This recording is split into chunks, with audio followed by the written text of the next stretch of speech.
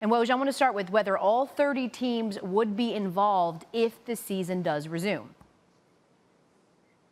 El, that debate continues within the league right now about how many teams they'll bring back and what the format would be. And I think the question, especially for a lot of teams who are at the bottom of the standings, the idea of 5-6 weeks of an investment of training camps, of quarantine, of ramp up to play essentially maybe 5 or 6 regular season games.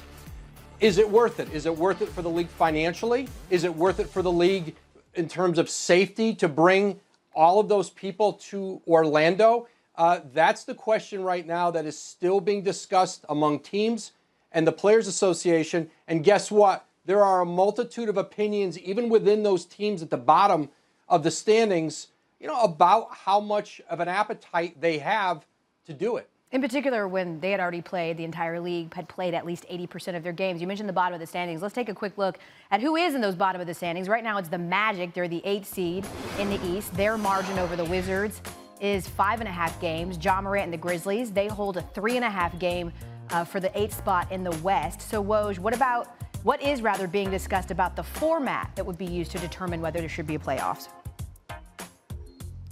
Well, if you don't do the let's bring everybody back, play 5 or 6 or 7 regular season games, and then just go to the playoffs with the standings that you have, if you go to a play-in tournament, that possibly now opens up the league's playoffs to the 9th seed, the 10th seed, maybe as far as even the 12th seed in a play-in tournament.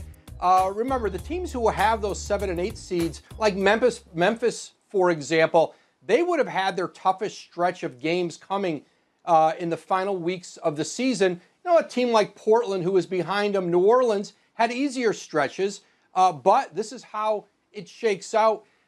That's going to be another, especially in the Western Conference, that's another thing that they're looking very closely at. New Orleans, for example, they really want to be in a play-in tournament. They want a chance to get into the postseason. But if you're the NBA, do you want to create a situation where Luka Doncic in Dallas could get knocked out? There's a lot to consider here.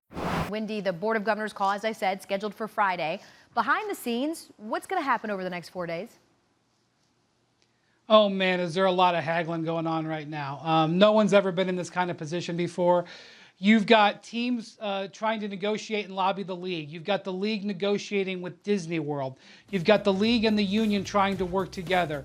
You've got players who are overseas making plans about when they need to get back, players who are here in different markets wondering if they're going to go to their home market. It's an all-out thing. But I'm going to tell you, the more people that I talk to, the more it sounds like this is not going to be a 30-team operation. They are not going to bring everybody back. It's going to be something less than that. What it's going to be, check back next hour, check back the hour after that. That's what's being discussed. So there's no options being discussed if all 30 teams won't play? I mean, Elle, I have to tell you that it's absolutely on the table, but it looks very dim. It looks like that's not going to happen. What does look like a possibility is something with the 16 teams in playoff position plus. What does that plus mean? Does that plus mean a play-in tournament for the teams on the bubble? The problem is the bubble looks different in the West than it does in the East. Does it mean some sort of round robin? That's something that's been mentioned to me as a possibility, where all the teams would play a round robin and then you'd advance, sort of like you see in the Olympics. Or would this just be a flat cut to 16 teams? And if you didn't make it on your first 65 games, we apologize and wish you the best of luck. The other thing is, what happens to those 16 teams? One of the things that could be under discussion is, would they seed them 1 through 16? This is something Adam Silver has talked about for years, but hasn't been able to get through because of travel. Well, now travel isn't an issue. So many different layers here, all with Friday being a bit of an end line as they try to take a bona fide plan to the owners. Wendy, is there anything being discussed in terms of however long it takes to ramp up a return for this season and how that could essentially affect next season, which typically starts in October?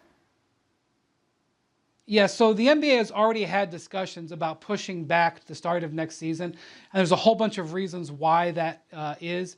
Part of it is they're hoping to be able to put some fans in the stands because it totally impacts their finances. But in a more of a short-term thing in terms of timeline, we have to consider quarantines. There are players who are coming from overseas that may have to quarantine when they arrive back in the country. There are players who have to travel to their markets who would potentially have to quarantine under local rules. Like, for example, the Knicks and Nets just had their facilities reopened, but right now the law in Florida is if you fly in from New York, you got to quarantine for 14 days. Would that be waived? Would that be reduced? I don't know. So there's a whole layer of quarantine around your training camp and around when you could start your bubble in Orlando. So the logistics here are just a nightmare. But the important thing for the fans, if you folks out there are watching, is all of the conversations right now are about getting back to basketball. There's no more wavering. They're going to try to do this. And so we'll tell you as all these details break down. We're listening as best we can. The bottom line is I think you're going to see some sort of basketball in July. Thanks for watching ESPN on YouTube. For live streaming sports and premium content, subscribe to ESPN+.